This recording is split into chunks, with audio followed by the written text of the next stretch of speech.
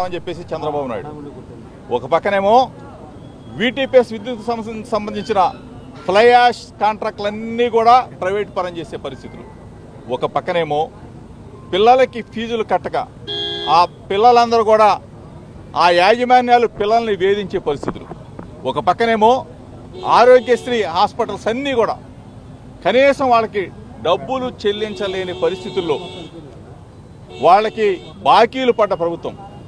ఈ రోజున కొన్ని వందల వేల మంది చనిపోతున్న పరిస్థితులు. ఇవన్నీ కూడా కూటమి ప్రభుత్వం మీద, చంద్రబాబు నాయుడు ప్రభుత్వం మీద 16 నెలల కాలంలోనే ప్రజలు విరక్తి చెందిన పరిస్థితుల దృష్ట్యా అందరికీ కూడా ప్రజలందరికీ కూడా వైఎస్ఆర్ కాంగ్రెస్ పార్టీ తరఫున, జగనన్న తరఫున భరోసా ఇస్తా ఉన్నాం.